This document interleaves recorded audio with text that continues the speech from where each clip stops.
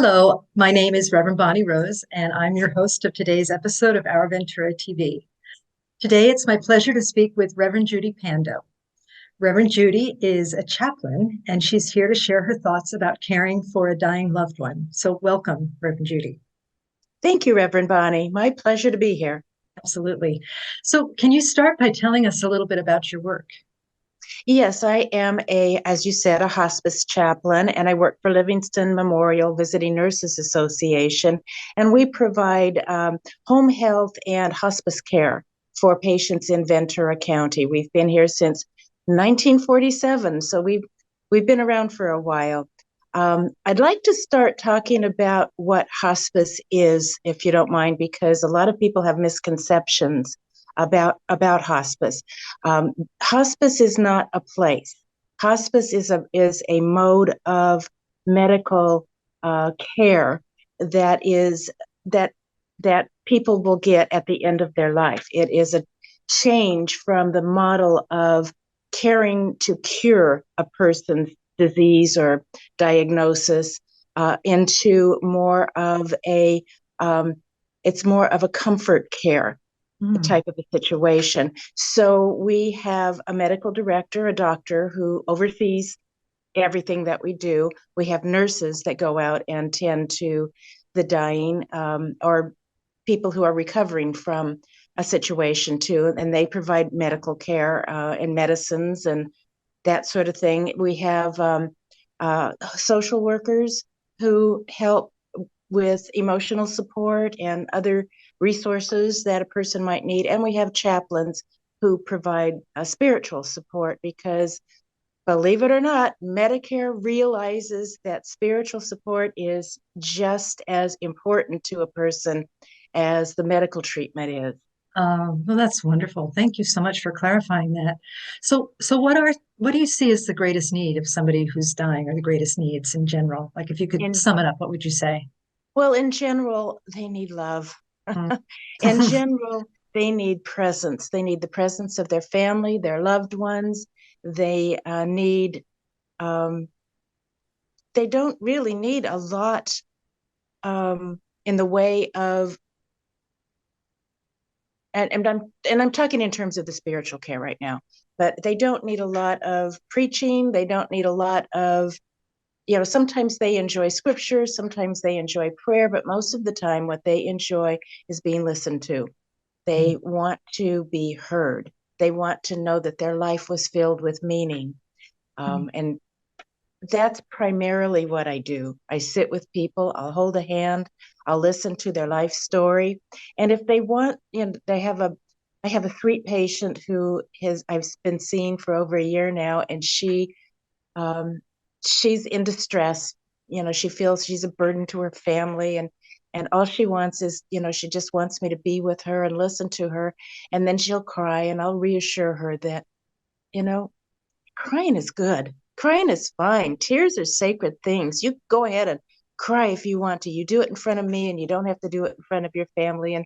And she will for a while. And then she looked up at me the other day and said, "Do you know when he jokes?" Oh, Reverend Judy, that's so Yeah. sweet. That's so sweet. So, in terms of what you said, and it sounds like what you're saying basically is that people need love and listening. And Yeah. can you And present. clarify? And presence, yes, thank Yeah. you. Can you clarify a little bit as to what that might look like for a family taking care? Because you're an expert, but maybe families are not as expert as you. Oh And my gosh, no. Yeah, well, no, we're there to provide support for families too. And a lot of times they will ask me, what can I do for mom? What is helpful? And I'll give them some practical things like don't force food on them, hold their hand, read to them. One person in our community suggested, and I thought this was really brilliant, is to get some essential oil because you want to nurture, right?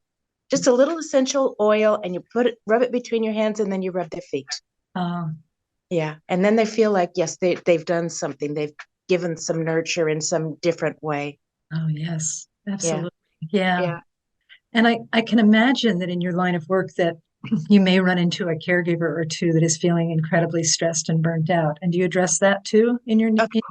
Of course, and we have social workers who can help with that as well. The social workers often will arrange a respite Mm, for like placing the hospice patient in a facility for like 5 days, just to give the caregivers a rest, mhm. because it is stressful, and I emphasize to them that everything they're doing correctly. It's just a tough situation.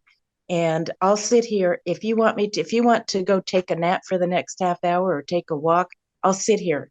And we have volunteers also who will go in and sit with patients so the caregivers can get a bit of a rest, Mhm, because self-care is so important during this time of life, not only for the patient, but for the care providers as well. mhm, mhm.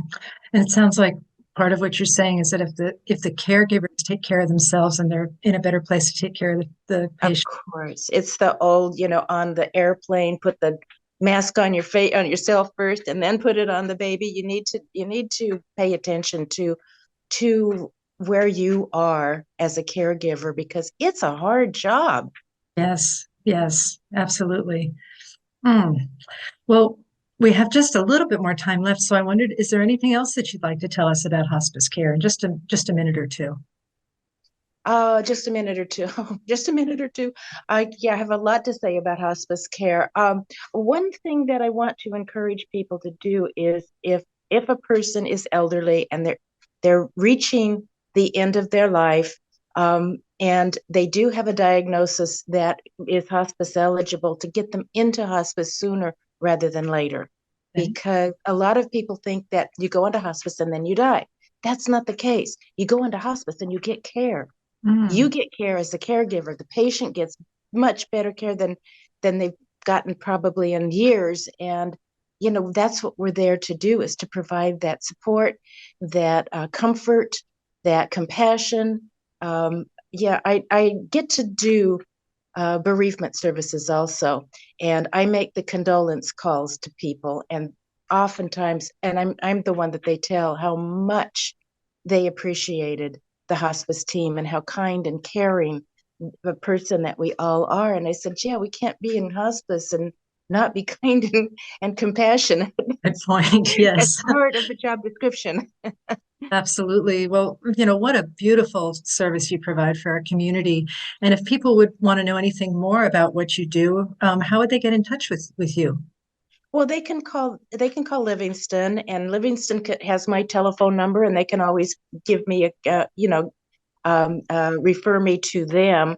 Or if they just have questions in general about hospice, they can call the office, and Okay. somebody would be happy to tell them, all about it. Do you know that number or the website off the top of your head? It's lmvna.org. Okay. And that, yeah, that's a good point, that getting on the website, and there's just tons of information Okay, on good. there too. And I'm sure there's contact information too. Yeah.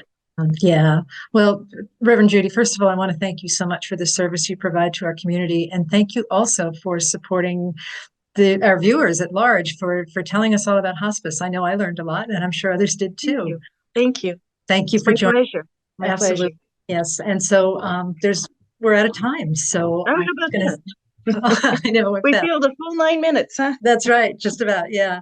So I want to thank Reverend Judy for speaking with us today. And my name is Reverend Bonnie Rose. And until we meet again, thank you for watching Our Ventura TV.